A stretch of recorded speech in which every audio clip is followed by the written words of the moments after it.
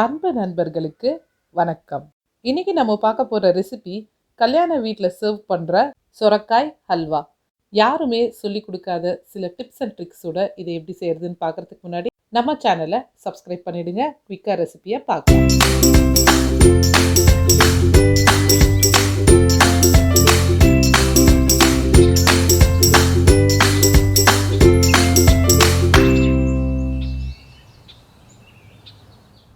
சுரக்காய் ஹல்வா செய்யறதுக்கு ஆரம்பிக்கிறதுக்கு முன்னாடி நம்ம முதல்ல சுரக்காவை ஃப்ரெஷ்ஷாக சூஸ் பண்ணிக்கணும். நம்மளுக்கு ஃப்ரெஷ்ஷாக கிடைக்கலன்னா இட்ஸ் ஓகே, ஒரு 10 நாள் ஓல்டாக இருந்தால் கூட பரவாயில்ல. ஆனால் முத்துனதை மட்டும் எடுத்துடாதீங்க. நம்ம எடுத்துருக்கிற சுரக்காயில் ஈஸியாக தோலை உரித்து அதை கட் பண்ண முடியுதான்னு பார்த்துக்கோங்க. நடுவில் நூல் நூலாக வந்துச்சுன்னா அதை தூக்கி எரிஞ்சிருங்க.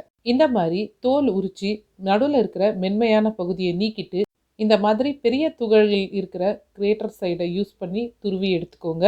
துருவறதுக்கு முன்னாடி முக்கியமான டிப், கொஞ்சம் சுரக்காயை சாப்பிட்டு பாருங்க, கசக்காமல் இருக்குதான்னு செக் பண்ணிக்கோங்க. இந்த மாதிரி பெருசாக துருவி எடுத்துக்கோங்க. அடுத்தது நம்ம அதில் இருக்கிற தண்ணியை எடுக்க போகிறோம். இந்த மாதிரி ஒரு காட்டன் கிளாத் வச்சு தண்ணியை நல்லா புழிஞ்சு எடுத்துருங்க. நம்ம சப்போஸ் இதில் இருக்கிற தண்ணியோடு சேர்த்து நம்ம குக் பண்ண ஆரம்பித்தோன்னா சுரக்காய் ஓவர் குக் ஆகிறதுக்கான சான்ஸ் இருக்குது. அடுத்ததாக நம்ம பால் சேர்த்து குக் பண்ணும்போது பால் திரியறதுக்கான வாய்ப்பு அதிகமாக இருக்குது. சுரக்காய் ரொம்ப குக் ஆகிறதுனால ஹல்வா குழஞ்சு போன மாதிரி இருக்கும். நம்ம சாப்பிடும்போது சுரக்காயோட ஃபீலே இருக்காது. இந்த மாதிரி முடிஞ்ச அளவுக்கு எல்லா தண்ணியும் நீங்கள் பிழிஞ்சு எடுத்துருங்க. இந்த தண்ணியை வேஸ்ட் பண்ணிடாதீங்க. அதை சப்பாத்தி செய்கிறதுக்கு யூஸ் பண்ணிக்கலாம். நான் எடுத்த சுரக்காய் கிட்டத்தட்ட 1/2 கிலோ இருந்துச்சு. தண்ணி தோல் எல்லாம் நீக்கினதுக்கப்புறம் கிட்டத்தட்ட 320 கிராம் இருக்குது. இது இந்த அளவுக்கு நல்லா ட்ரையாக இருக்கணும். அப்போ தான் சுரக்காய் எந்த அளவுக்கு குக் பண்ணாலும் குழையாமல் ஒரு க்ரன்ச்சோடு இருக்கும். இனிமேல் நம்ம அதை குக் பண்ண ஆரம்பிக்கலாம். ஒரு கடாயை சூடு பண்ணிக்கோங்க. அதில் 1 டேபிள் ஸ்பூன் நெய் சேர்த்துக்கோங்க. ஹல்வா நல்லா ரிச்சாக இருக்கணுன்றதுக்காக நான் 1 கைப்பிடி முந்திரி பாதாம் எடுத்திருக்கேன். நீங்கள் உங்களுக்கு ஏற்ற மாதிரி அளவை அட்ஜஸ்ட் பண்ணிக்கலாம். இது ரெண்டுமே தனித்தனியாக வறுக்கிறேன். கோல்டன் ப்ரௌன் ஆற வரைக்கும் அதை வறுத்து தனியாக எடுத்து வச்சுக்கோங்க. உங்களுக்கு விருப்பமான எந்த ட்ரை ஃப்ரூட்ஸும் நீங்கள் சேர்த்துக்கலாம். நம்ம எந்த கடாயில் முந்திரி பாதாம் சேர்த்தோமோ அதே கடாயில் 1 டேபிள் ஸ்பூன் நெய் சேர்த்துக்கோங்க. திருவி வச்சிருக்கிற சுரக்காயை சேர்த்துக்கோங்க. நம்ம சேர்த்த சுரக்காய் நல்லா சுருங்கி வதங்கிடணும். இது 6லேருந்து 7 நிமிஷம் வரைக்கும் ஆகும். நம்ம சேர்த்த நெய் சுரக்காவால் கம்ப்ளீட்டாக அப்சார்ப் ஆகிற மாதிரி பார்த்துக்கோங்க. இந்த ஸ்டெப் ஃபாலோ பண்ணுறதுனால அடுத்த ஸ்டெப்பில் பாலில் குக் பண்ணும்போது நமக்கு சுரக்காய் குழையாது.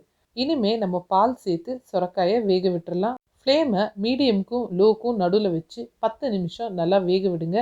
இந்த சுரக்காய் வேகிறதுக்கு 1/2 கப் ப்ளஸ் 3 டேபிள் ஸ்பூன் பால் யூஸ் பண்ணியிருக்கேன். அதாவது கிட்டத்தட்ட 180 மில்லிலிட்டர். இந்த ஸ்டேஜில் நீங்கள் சுரக்காவை சாப்பிட்டு பாருங்கள். சுரக்காய் சாஃப்டாக இருக்கணும், கொஞ்சம் க்ரன்ச்சியாக இருக்கணும். அதாவது 90% கிட்ட குக் ஆகிருக்கணும்.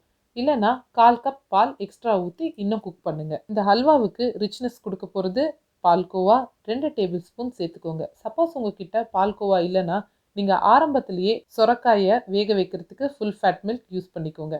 பால்கோவா ஆட் பண்ணுறதுனால ஹல்வா நல்லா திரண்டு வரும், அதுக்காகவும் யூஸ் பண்ணுறோம். இந்த ஸ்டேஜ் வந்ததுக்கப்புறம் 1/2 கப் பொடி பண்ண கற்கண்டு சேர்த்துக்கோங்க. நீங்கள் சக்கரை கூட சேர்த்துக்கலாம்.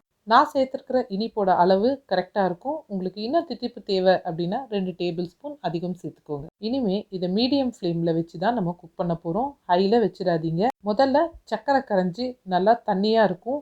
அடுத்தது அதில் இருக்கிற பால்கோவா கரைஞ்சி சுரக்காயோட ஜாஸ்தியாக இருக்கிற மாதிரி இருக்கும். இந்த ஸ்டேஜில் தான் நம்மளுக்கு பொறுமை ரொம்ப அவசியம். அதிகமாக தண்ணி இருக்குன்றதுக்காக ஹையில் வச்சிட்டிங்கன்னா சுரக்காய்க்குள்ளே இனிப்பு இறங்காது. ஸோ அதை பார்த்துக்கோங்க. இப்போ பார்த்தீங்கன்னா ஹல்வா நல்லா கெட்டியாயிடுச்சு. நான் சக்கரை சேர்த்ததுலேருந்து இப்போ கிட்டத்தட்ட 10 நிமிஷம் ஆயிடுச்சு. பால் கம்ப்ளீட்டாக ஹல்வாவால் அப்சார்ப் ஆகிடுச்சு. நம்ம சேர்த்த நெய்யும் பிரிஞ்சு வர ஆரம்பிச்சிருச்சு. இதுதான் கரெக்ட் கன்சிஸ்டன்சி. ஹல்வா குழையவே இல்லை பாருங்கள். இந்த ஹல்வாவில் பாலோட தாக்கமும் அதிகமாக இருக்காது. சுரக்காவோட டேஸ்ட் இன்னும் சூப்பராக இருக்கும். நெய் பிரிய ஆரம்பித்த உடனே ஸ்டவ்வை ஆஃப் பண்ணிவிடுங்க. அவ்வளோதான், நம்மளோட சூப்பரான கல்யாண வீட்டில் பரிமாறப்படுற மாதிரி சுரக்காய் ஹல்வா ரெடி ஆயிடுச்சு. இனிமேல் இதில் ஏலக்காய் பொடி சேர்த்துக்கலாம். 1/4 டீஸ்பூன் ஏலக்காய் பொடி சேர்த்துக்கோங்க. நம்ம வறுத்து வச்சுருக்கிற ட்ரை ஃப்ரூட்ஸை சேர்த்துக்கோங்க. நம்ம நிறைய ட்ரை ஃப்ரூட்ஸ் சேர்க்கறதுனால ஒரு நல்ல ரிச்னஸ் கொடுக்கும். அதுக்காக தான் நான் இவ்வளோ சேர்த்துருக்கேன். இது எல்லாத்தையும் நல்லா கலந்து விட்டுருங்க. இதை நீங்கள் மிதமான சூட்டில் பரிமாறினா ரொம்ப நல்லாயிருக்கும். இல்லை ஆறுனத்துக்கு அப்புறம் ஐஸ்கிரீமோட சேர்த்து சாப்பிட்றதுக்கும் சூப்பராக இருக்கும். இதை நீங்கள் பார்ட்டிக்கெல்லாம் செஞ்சு சூப்பராக அசத்தலாம்.